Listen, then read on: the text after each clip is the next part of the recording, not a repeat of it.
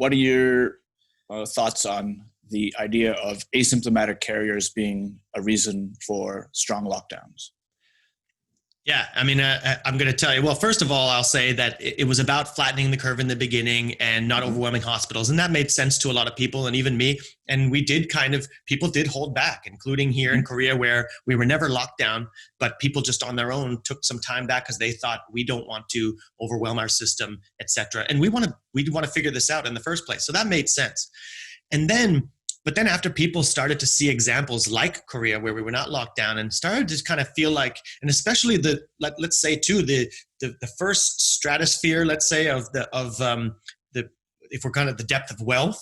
So these would be the poorest people. We're feeling the strain first. So after 2 weeks, they're like, some people were already wiped out and destroyed. Some restaurants here never recovered. They're gone forever. And then they kind of felt like, let's start kind of moving a bit. And certainly in Korea, people did right away. And people could kind of start to see, okay, we've done well with that. And people are still being cautious to the extent they can. And overall, we're kind of progressing gradually in a good way.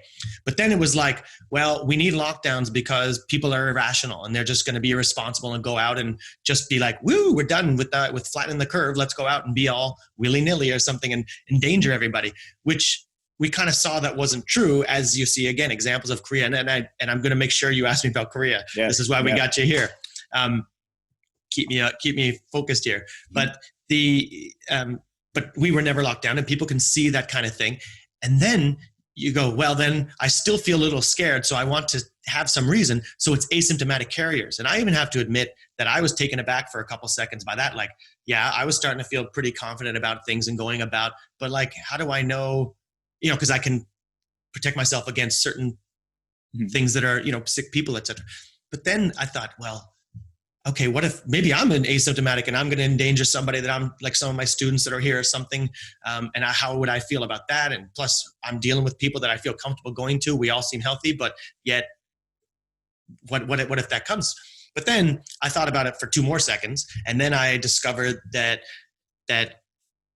I think of it in a different way. So I'm going to go to an analogy, and I've been out on social media talking about these things with a few people. So I've kind of been seeing what's going on out there. And this is kind of the result of all my thinking, I guess, is what today is. And I've used this analogy a couple of times, and people take it pretty well, but then also people don't like it because they're comparing numbers and all that. But it's not about the numbers, it's about the principle. And I've used traffic accidents as an analogy.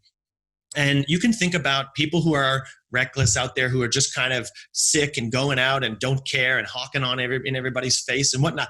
Like that kind of person. This could be akin to a drunk driver, someone texting while driving, a little lesser recklessness, other reckless driving behavior. And then I put asymptomatic people as more somebody who falls asleep at the wheel, or somebody who is otherwise just makes a misstep or an accident, bad judgment on the road, which happens and causes fatalities, if not injuries, at least, and then sometimes fatalities. So you put all this together and you've got a similar analogy.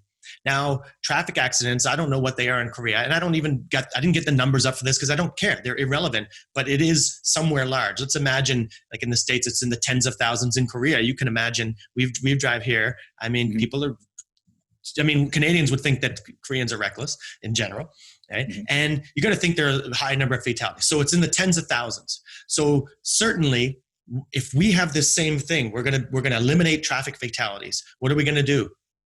Well, I got an idea. Why doesn't it happen? Nobody drive until we somehow work out some system that it's guaranteed that nobody's, like there's just people are on rails or something and you can't make any bad decisions. Like that's what we're going to do. We're going to wait for that before we move. Now, of course, everybody understands on some level that no, it's a great boon to our life to be able to drive. We have to go out on the road. And because we've internalized this risk, then the risk to us is effectively zero. It's not zero. Tens of thousands of people will die, but it's effectively zero. I don't think twice when I go out driving. I just go to work. Like I don't think about it yet. And now what's the burden though? The burden of protection is on myself. I am aware that there are people who are out there who are going to be reckless. I am aware that there are people who are going to make mistakes driving.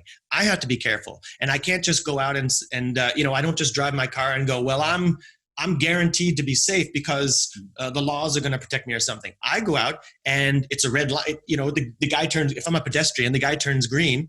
I don't just walk out with my phone and do like that. I take a look, just make sure nobody's coming. I go, right? I'm in my car, it turns green. I take a look down the road and I pull out. So again, it's still on me. And then if I'm driving and I see somebody coming who looks a little bit whatever, or over on the leather lane, I'm like, that guy looks a little suspicious. I don't like that. I'm going to stay away. I'm going to protect myself. And I still might get wiped out. It still might be someone just comes right through and crashes through my life and kills me.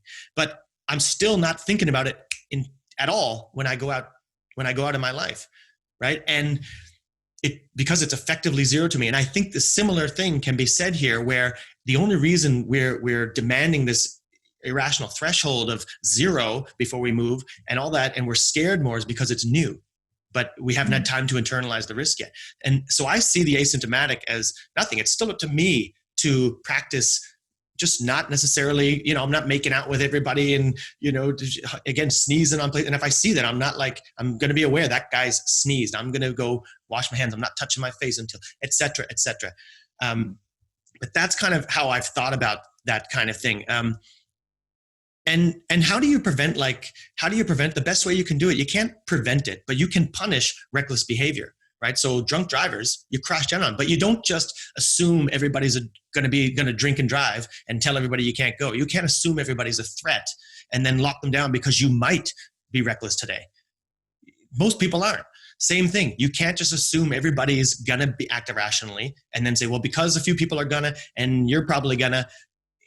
That doesn't make any sense. And even the innocent ones, because you might make a mistake or you're not allowed to drive, because you might be asymptomatic, nobody's allowed to go out. It's just completely, it just ignores all context. It drops the context that we talked about of human flourishing, and it drops the context of the reality of what risk is that's inherent in all human action. So I want to use an example. This is probably more for Canadians, but Brian Burke was on Sportsnet Tim and Sid podcast, and the National Hockey League has proposed a plan to open up the playoffs. Imagine we can get the playoffs this year. That's crazy awesome for fans like me. Yeah. And they had a vote on it, and 29 of the teams voted for the plan, and then 2 voted against it because they thought it wasn't fair, et cetera. And Brian Burke had something to say, and he had this to say. I'm going to play it for you now. But he said that the Canes didn't like the playoff format, saying, what do we grind for? For context, they were the first wild card in the East. Is he right? Did they get screwed by this? A bunch of teams got screwed by this. Right. So here's my question for Rod Brindamore or anyone else. What is the alternative? The alternative is a stark failure to resurrect the season. There's not one scenario they could draft that would be complete with all these people. And it's like I said on this show, this to me, the people that are whining about imperfections in the system is like looking at a beautiful woman and then commenting that she's wearing ugly shoes. I don't get it. Is it fair to every team? No. Is it perfect? No. But someone dropped a pandemic on pro sports and the rest of the world early in March. Guess what? It's ugly shoes, man.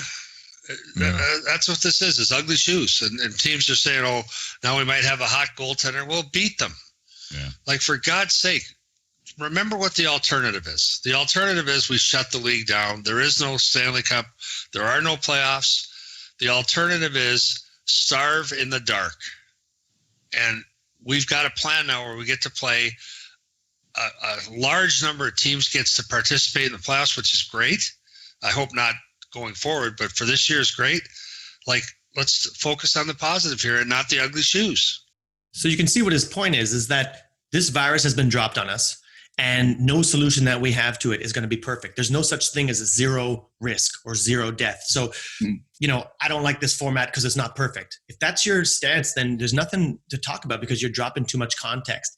And we go back to the cars, right? If I say, all right, I want to propose this kind of traffic laws, and the roads are like this, the cars are improved to this level, we got this and this, here's what we're going to do, and we're going to go. And people say, you want to put tens of millions of people out on the road when there's certain injuries and fatalities to go? And I was like, yeah, I do. Like, this is the best we've got. It can't be perfect. Like, I'm going to work. I'm going out. I'm going on holiday. See you later. Like, we can't sit back in fear of risk that's inherent in all human action. And again, my question is to people who are not having this is same as Brian Burke. What is the alternative? Mm-hmm. What do you propose? And it can't be for, well, I'm just for guaranteed safety. I mean, you're for risking people's lives, and I'm for the guarantee. We can't just stamp our feet and wish that it wasn't here and be like, I just wish this virus wasn't here. That's what I want. It's like, well, guess what? It's here. So what are we going to do with it now? And that's why you can't just yell at somebody who says, you know, you want to open up the economy. Again, if we understand what it means, then it's, yes, I want people to pursue health, safety, life. And we have a virus to deal with now too. And what's the alternative? As he said, starve in the dark. And that's what people have been doing. Effectively, been snuffed out and been starving because we're holding this thing to an irrational threshold that doesn't exist in other areas of risk in our life.